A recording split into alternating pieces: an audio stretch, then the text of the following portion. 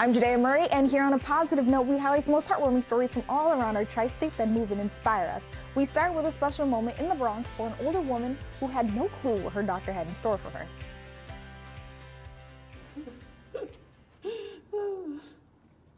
She went in for her second dose of the COVID vaccine, but afterward, she got a prescription for a type of medicine she hadn't had in a long time: a hug.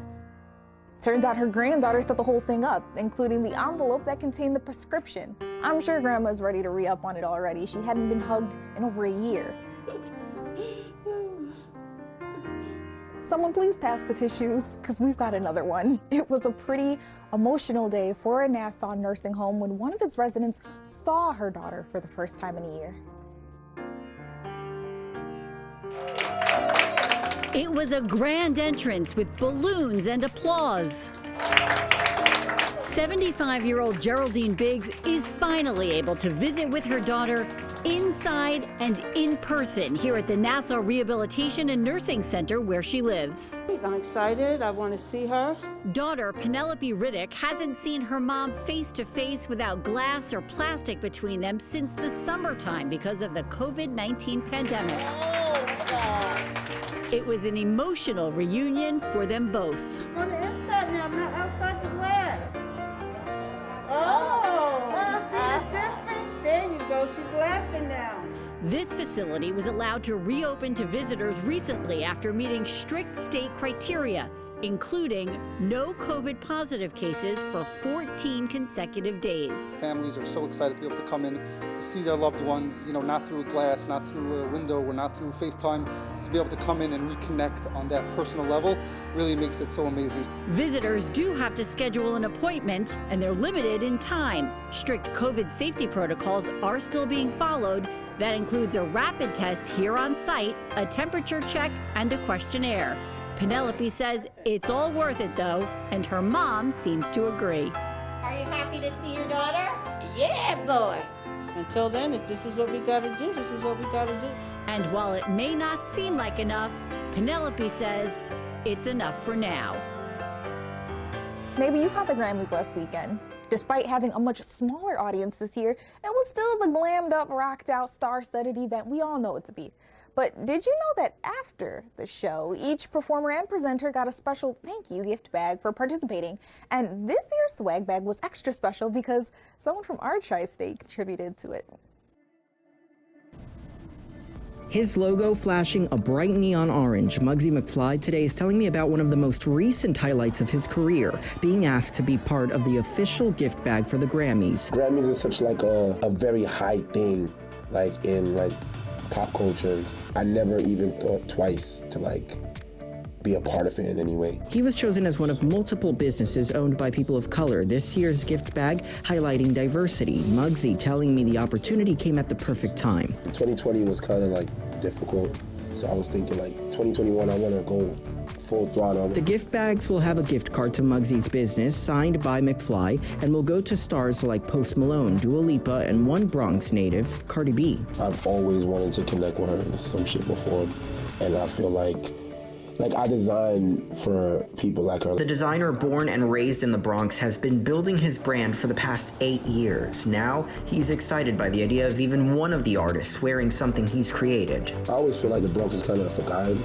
in this whole creative fashion world.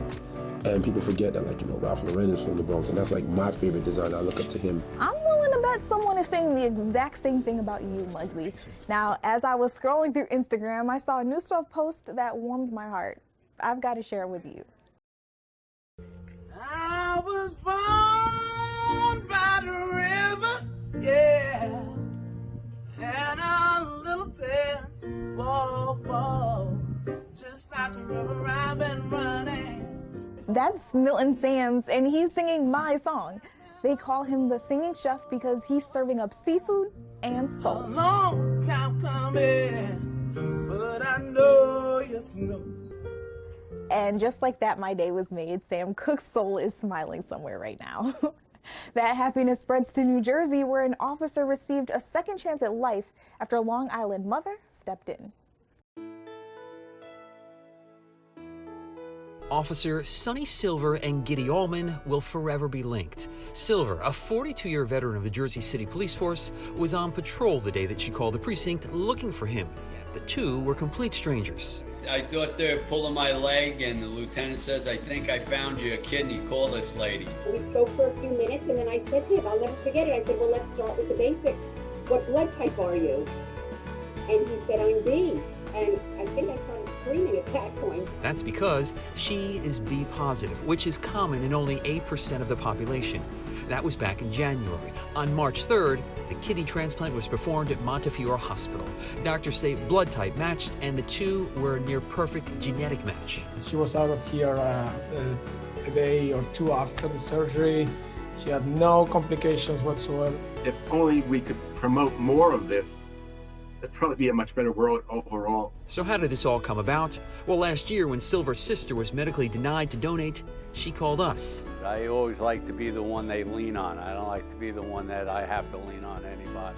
We reported on the officer, who had also recently responded to the fatal shooting at a Jersey City Jewish market. Allman, who is Jewish, took notice. I was horrified. I mean, it was the scariest thing I had seen in a very long time. Then a friend showed her our report on Silver. It was when I saw the Channel 12 news clip about Officer Silver, that he was a first responder that day. I couldn't think of anybody more deserving. Somebody who put his life on the line like that for so many years.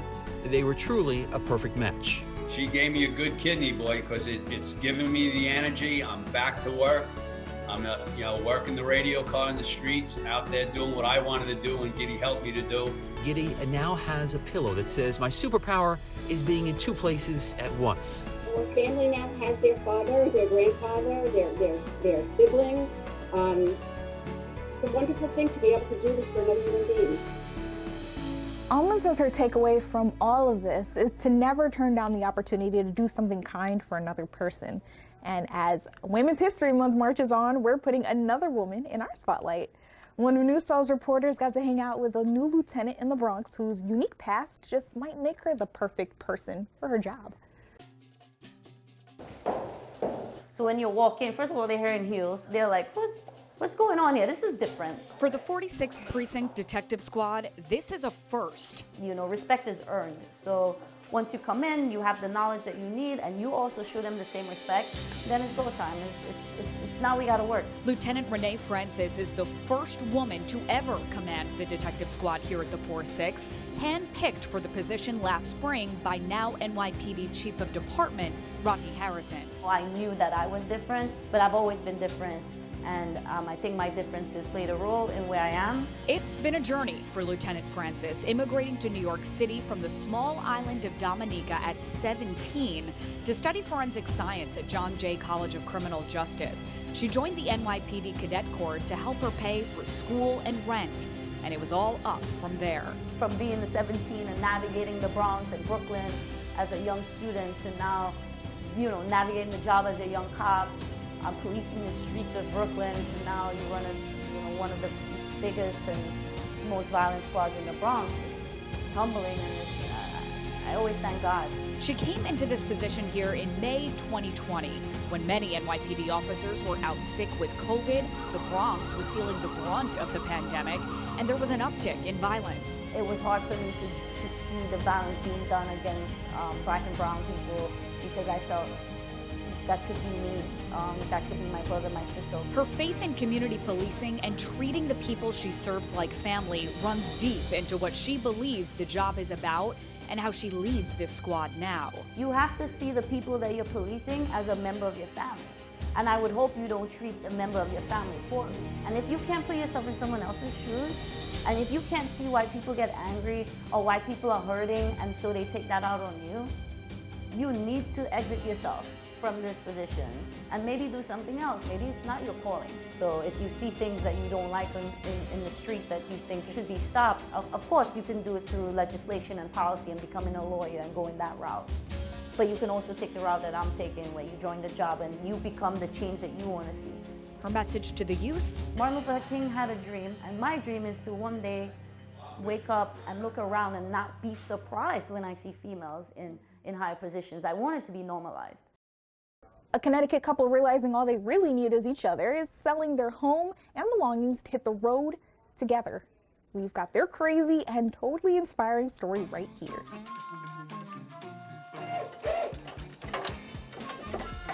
Chris Zaccardi and wife Julie Tran. We have no experience with RVs whatsoever. Are getting ready to head out. I've seen people on Instagram posting about it, and I'm like, okay, that looks interesting. It's a considerable change for the couple. The Airstream is about 200 square feet. My home currently is 5,500. They're downsizing significantly, and not just for a week or two. I said to Julie, almost like as a joke, I said, like, what if we just like sold all our worldly possessions and just like hit the road? An out there idea that is now a solid reality, despite building their dream home in Westport almost 7 years ago. I definitely poured everything into this house as if it was my forever house. We were kind of in the space of, you know, like what's next? Being cooped up due to COVID ended up driving them towards an answer. The couple wanted flexibility and freedom and decided a 27-foot Airstream Globetrotter was their ticket to both. Their jobs didn't factor in since both were already working remotely.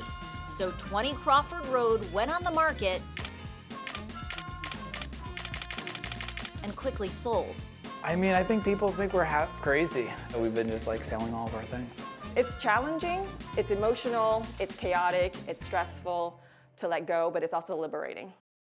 Julie and Chris say they're documenting this journey on YouTube if you'd like to look them up and check it out.